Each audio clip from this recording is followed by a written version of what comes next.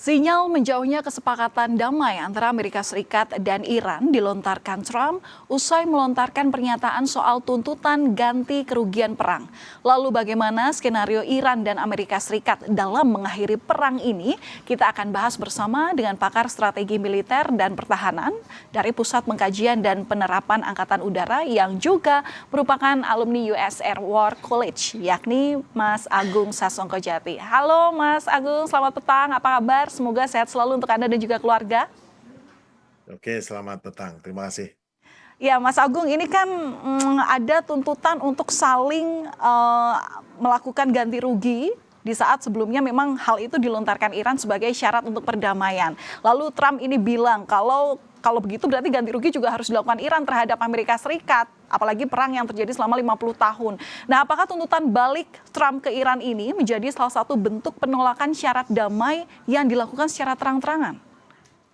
Jadi gini ya, Iran dan Oman sudah menyelesaikan bagaimana cara mengatur mengenai keluar masuk Selat Hormuz sudah oke.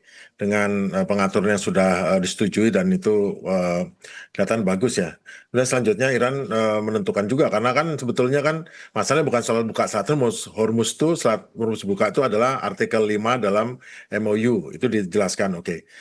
Tapi banyak artikel dalam MOU, meskipun MOU mungkin sudah tidak berlaku, tapi kan tetap menjadi syarat.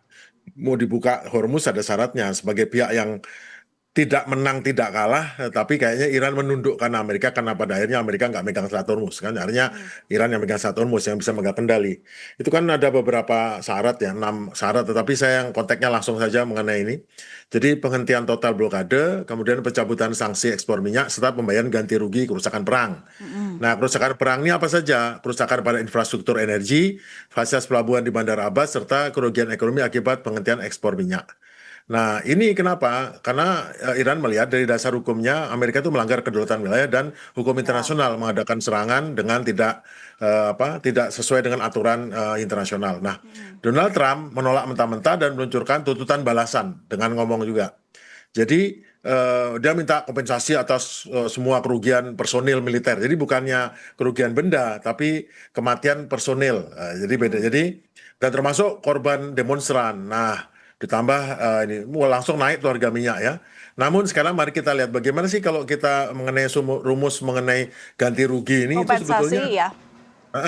praktik adalah untuk negosiasi. Jadi nggak pernah dihitung berdasarkan rumus akuntansi murni atau audit faktual.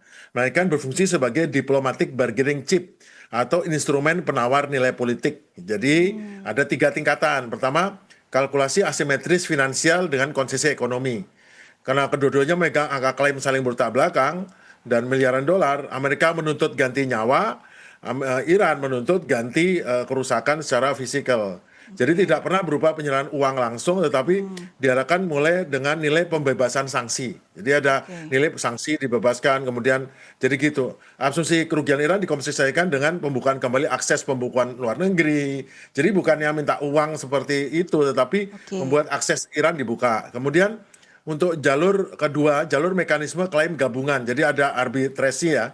Secara historis seperti ini, maka klaim kematian personil diserahkan Komisi Arbitrase Independen atau lembaga pertara ketiga yang akan membuka klaim tersebut dan untuk kesepakatan apa kesepakatannya. Kemudian terakhir adalah pernyataan penyesuaian tanpa pengakuan kesalahan. Kenapa? Nanti dibingkai bantuan kemanusiaan atau dana rekonstruksi regional yang didanai oleh konsorsium negara-negara yang mungkin memberikan pinjaman dulu, nanti pengembalian pinjaman itu berupa uang-uang Iran yang sudah dibekukan, itu akan untuk membalikan pinjaman. Jadi Oke, modelnya seperti berarti itu. berarti Jadi untuk kompensasi ini tidak selalu ganti rugi dalam bentuk uang, tapi ada kompensasi uh, politik dan juga kompensasi ekonomi itu tadi. Tapi ya kalau dua-duanya meminta ganti rugi, sama-sama merasa jadi korban, ini yang realistis dalam waktu dekat ini yang seperti apa? Dimungkinkan seperti apa? Ya kan gini, itu kan baru Oman dengan Iran tuh mengenai Selat Hormuz. Tapi kan Iran dan Amerika kan gini, mau ganti rugi, mau apapun itu kan harus di meja perundingan. Artinya ini kedua pihak ini harus maju lagi meja perundingan untuk berunding lagi seperti dulu. Karena kan kalau ngomong doang kan nggak ada utang yang bayar, kan tidak. Harus ketemu lagi di suatu sidang atau pertemuan, dirumuskan. Jadi sebetulnya yang diminta Iran itu adalah batas maksimal apa yang dia minta. Amerika terserah kamu mau apa, mau nuklir kayak mau apa, nanti dirundingkan. Jadi omongan di media massa ini bukan sesuatu yang akan diwujudkan langsung di tapi merupakan bahan untuk perundingan gitu loh.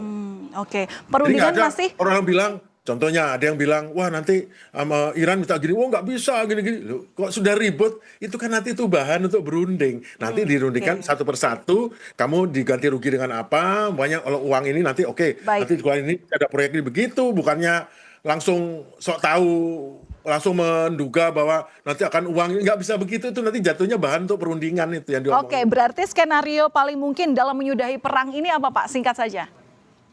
Berunding lagi karena untuk detailnya kan tetap Iran harus menuntut dengan detail ditandatangani resmi menjadi dokumen sah, bukannya omong-omongan di dalam media massa dijadikan bahan debat yang ini enggak, nanti itu kan di meja perundingan Oke. bahan untuk berunding yang diomongkan Donald Trump silakan ngomongin, nanti diberunding lagi ngomong karena kan detailnya harus detail, nggak mungkin cuman oh nanti saya bayar yang besok kamu transfer ke saya nanti langsung dibuka, kan nggak begitu, harus ada perundingan lagi. Oke, menarik untuk disimak bagaimana penyelesaian dari konflik Amerika Serikat dan Iran, terutama tadi melihat bagaimana perundingan yang akan terjadi dalam waktu dekat. Terima kasih sudah berbagi pandangan bersama kami di Kompas Petang, Kompas TV, pakar strategi militer dan pertahanan dari Pusat Pengkajian dan Penerapan Angkatan Udara, termasuk juga alumni US Air War College, Pak Agung Sasongko Jati. Salam sehat selalu Pak, terima kasih. Terima kasih.